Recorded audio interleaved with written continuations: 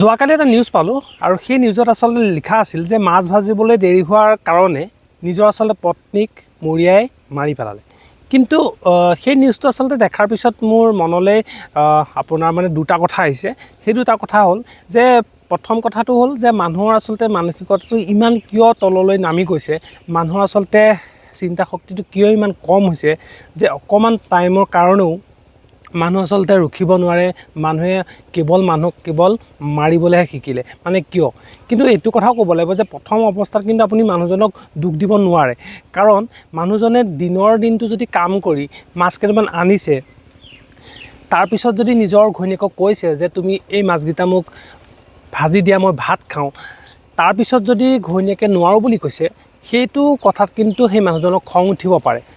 কাৰণ দিনৰ দিনটো কষ্ট কৰি আহি যেতিয়া এজন মতা মানুহ আপোনাৰ ঘৰলৈ আহে, তেতিয়া আচলতে তেওঁ ঘৈণীয়েকৰ পৰা অকণমান কেয়াৰ বিচাৰে, অলপ আচলতে মৰম বিচাৰে, আৰু সেইখিনি যদি নাপায় তেন্তে খং উঠাটো কিন্তু স্বাভাৱিক কথা। কিন্তু সেইটোতে আচলতে নিজৰ পত্নীক যে মৃত্যুদণ্ড দিব, আচলতে সেইটো নহয়। প্ৰায়ভাগ অসমৰ বোৱাৰী কিন্তু আজিকালি ৰিল চোৱাত ব্যস্ত থাকে বা নিজে আচলতে ৰিল বনোৱাত ব্যস্ত থাকে, আৰু সদায় যদি এনেকুৱা কিছুমান আচলতে ঘটনা হৈ থাকে তেন্তে নিজৰ গিৰিয়েকৰ খং উঠাটো স্বাভাৱিক। মানে বহুত মই এনেকুৱা আপোনাৰ ৱাইফ দেখিছোঁ যি নেকি হাজবেণ্ডে দিনৰ দিনটো কাম কৰি অহাৰ পিছতো অকণমান কেয়াৰ নলয়, আনকি এগিলাচ পানী আনি দিবলৈও টাইম নাথাকে, আৰু আচলতে সেই কথাতে খং উঠি পেলাই এনেকুৱা ধৰণৰ আচলতে ঘটনা সংঘটিত কৰিব পাৰে।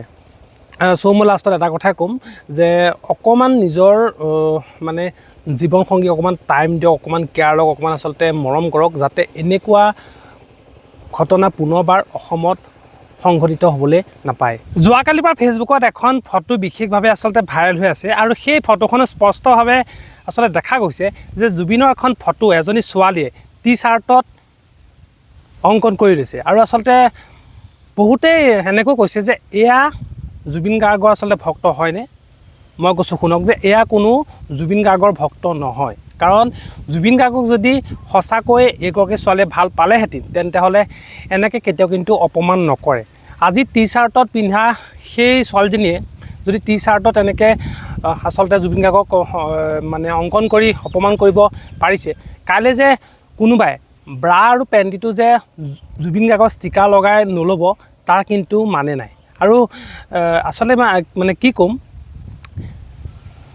যে এয়া আচলতে কেতিয়াও জুবিন গাৰ্গৰ সঁচা ভক্ত হ'ব নোৱাৰে। এয়া হৈছে জুবিন গাৰ্গৰ অন্ধভক্ত, যিয়ে নেকি জুবিন গাৰ্গক কেতিয়াও সন্মান কৰিব নিবিচাৰে। জুবিন গাৰ্গক সন্মান কৰিব নাজানে তেন্তে হ'লে আপোনাৰ কিন্তু অপমান কৰাও অধিকাৰ নাই। আৰু যিসকলে জুবিন গাৰ্গৰ নাম লৈ আচলতে ভাইৰেল হ'ব খোজে, মই সেইসকলক এইটোৱে কৈছোঁ যে আপোনালোকে দেখাই ভাইৰেল হওক, কিন্তু জুবিন গাৰ্গক আপোনালোকে কেতিয়াও অপমান নকৰিব, কাৰণ সেইটো আপোনাৰ অধিকাৰত নপৰে। চ' এইবিলাক কাম নকৰিব। আমি সদায় জুবিন গাৰ্গৰ যিখিনি আচলতে সৃষ্টিৰাজি আছে সেইখিনি আমি জীয়াই ৰাখিবলৈ মানে চেষ্টা কৰিব লাগে। আৰু ন্যায়ৰ কথাটো নকয়, কাৰণ ন্যায় ইমান দিন হৈ গ'ল, আজিলৈকেতো বিচাৰ প্ৰক্ৰিয়া চলিয়ে আছে, কিন্তু কেতিয়া ন্যায় পায় গম নাপাওঁ। কিন্তু এটা কথা ক'ম যে অসমৰ প্ৰত্যেকজন মানুহে আচলতে আশা কৰে যে জুবিন গাৰ্গে এদিন হ'লেও কিন্তু ন্যায় পাব, আৰু সেই আশাতে সকলোৱে ৰখি আছে।